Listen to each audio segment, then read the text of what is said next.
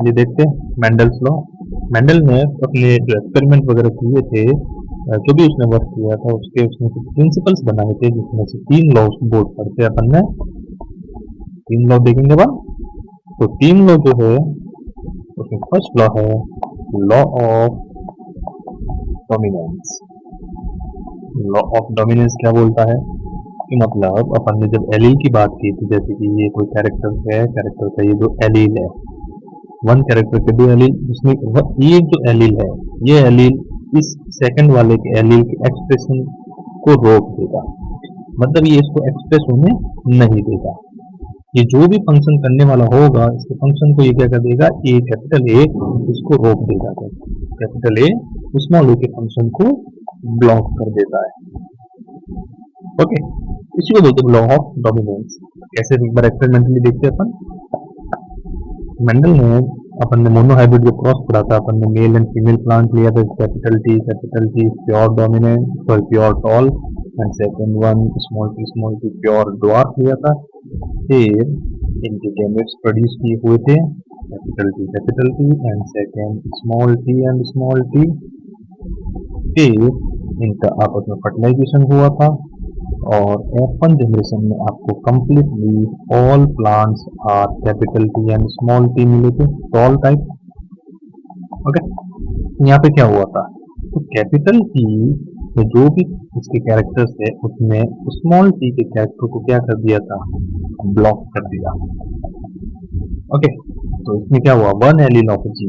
वापस हम देख लेते हैं, डेफिनेशन देखते हैं। अभी डेफिनेशन क्या होगी, one allele of A gene means ये एक जीन है। ओके, इस जीन के 2 एलील है, कैपिटल ए एंड स्मॉल ए। तो वन जीन का 1 allele capital A suppress the another allele of a gene. तो 1 allele of a gene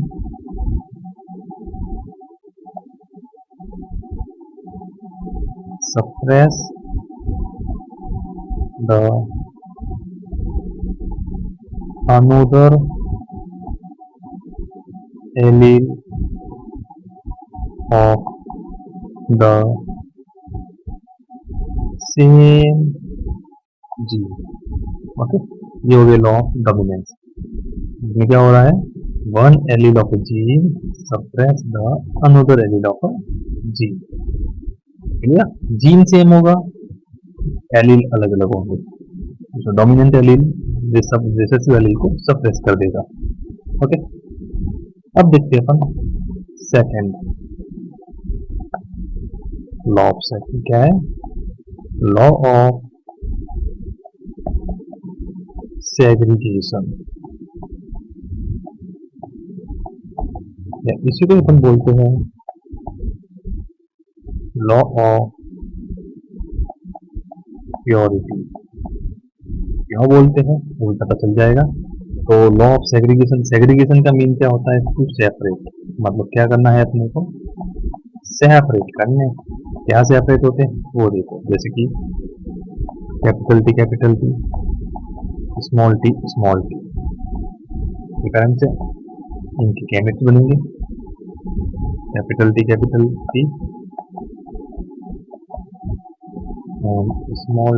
and small T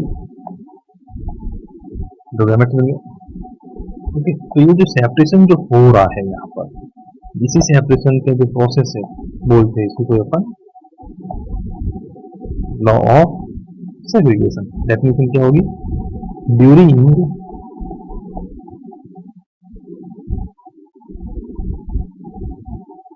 gametogenesis,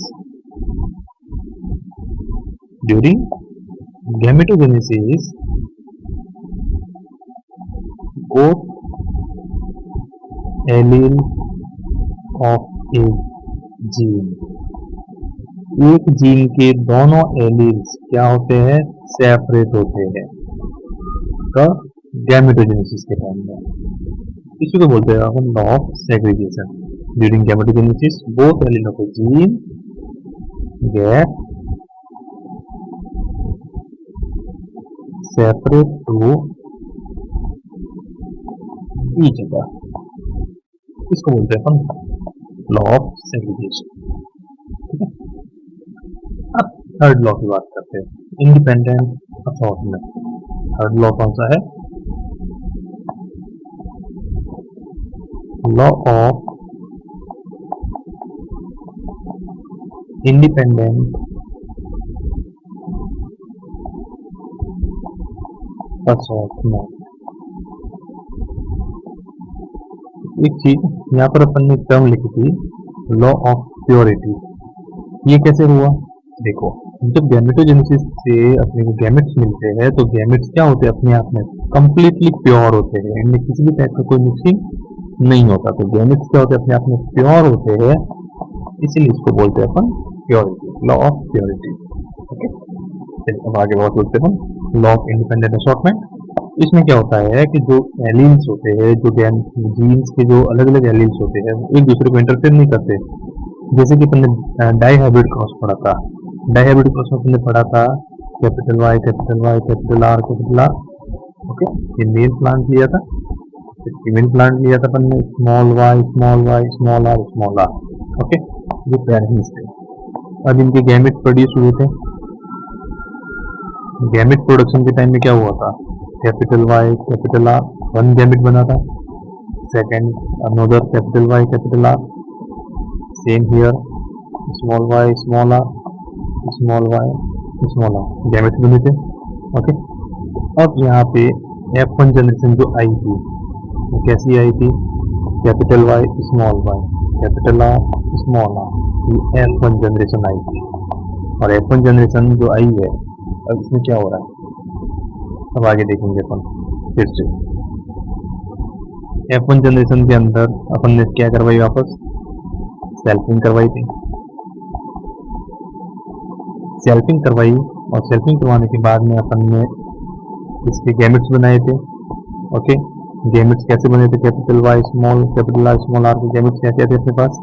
अगर किसी को नहीं पता तो वो प्रीवियस वीडियो में लिंक डाल दूंगा, वो मोनोहाइब्रिड और डाइहाइब्रिड क्रॉस का एक बार वीडियो जरूर चेक करें, जिससे पता चल जाएगा अपने को कैसे बनाए थे। Capital Y capital R gamete, फिर capital Y small R, second third बनेगा capital Y small Y capital R, and third one के बाद में लास्ट में फोर। ये चार टाइप की गैमेट्स बनेगी, मेल और फीमेल दोनों में। ओके, दोनों के सेम गैमेट्स बनेंगे। अब इनके गैमेट्स के बाद में अपन ने चेकर बोर्ड मेथड से फर्टिलाइजेशन करवाया था और ऑफ स्प्रिंग प्रोड्यूस करवाई थी 16 टाइप ना, टोटल 16 बनी थी। अब 16 में अपन ने देखा था जो फिनोटाइप आया था, पेरेंट्स का फिनोटाइप अपन ने लिया था राउंड एंड येलो। पेरेंट्स कैसे थे? कंप्लीटली राउंड एंड येलो, और ये कैसा था? ग्रीन एंड रिंकल्ड, ऐसा था। लेकिन जब ऑफ स्प्रिंग आई F2 की, उनका फिनोटाइप में क्या क्या मिला? पेरेंट के फॉर्म में अपने पास राउंड येलो, सेकंड पेरेंट था रिंकल्ड ग्रीन। लेकिन अपने को F2 जनरेशन के अंदर दो नया रिकॉम्बिनेंट मिले कि नहीं मिले? कौन कौन से मिले थे? राउंड के साथ में अपने को ग्रीन भी देखने को मिला, और रिंकल्ड के साथ में येलो भी देखने को मिले थे। ये 9 मिले थे, ये 3 और ये 1 मिले थे। मतलब इतनी ये जो मिले रिकॉम्बिनेंट मिले, उससे क्या प्रूफ हुआ कि राउंड कभी भी ऐसा नहीं बोल सकता कि मैं हमेशा येलो के साथ ही मिलूंगा, या फिर रिंकल्ड कभी नहीं बोल सकता कि मैं हमेशा ग्रीन के साथ ही रहूंगा। मतलब स्पेसिफाई नहीं है, कोई भी एलील जीन दूसरी जीन के साथ में हमेशा कंफर्ट या जो फिक्स रहता पोजीशन नहीं हो सकता, रिकॉम्बिनेशन हो सकता है। ठीक है, तो रिकॉम्बिनेशन के तौर पे अपने को दो फॉर्म और मिली, round and green and wrinkled and yellow. तो यहाँ पर क्या है कि हर एलील जो है एक दूसरे से क्या होते हैं? इंडिपेंडेंट होते हैं, वो अब दूसरे के फंक्शन या दूसरे के वर्क में इंटरफेयर नहीं करते। हर एक जीन अपने के लिए क्या होता है? इंडिपेंडेंट होता है, इसलिए कुछ क्या बोलते हैं? Independent assortment. उसकी लैंग्वेज क्या रहेगी लॉ की, वो देखते हैं। One allele of A gene do not interfere in another allele of another gene. Okay, यहाँ पे जीन भी अलग हो जाएगा, मतलब वन एलील जो है वो दूसरे जीन के एलील के साथ में इंटरफेयर नहीं करता है। मतलब ये जो राउंड का एलील है वो कभी भी कलर के जीन के साथ में या कलर का जो एलील होगा उसके साथ में इंटरफेयर नहीं करेगा। कलर शेप के जो जीन है और जो कलर के जीन है वो अपने आपस में क्या होंगे, इंडिपेंडेंट होंगे। शेप अपने हिसाब से चलेगा, कलर अपने हिसाब से चलेगा। शेप कभी राउंड नहीं बोलेगा कि मैं हमेशा येलो रहूंगा, या फिर राउंड कभी नहीं बोलेगा कि मैं हमेशा ग्रीन रहूंगा। ओके, कुछ भी हो सकता है। तो इसी को बोलते हैं law of independent assortment. One allele of a gene do not interfere in the another allele of another gene. Okay, तो यहाँ तक तीनों लॉ हो गए शॉर्ट एंड स्वीट मेथड से। तो एक बार और रिवाइज करना इसका मोनोहाइब्रिड डाइहाइब्रिड क्रॉस को।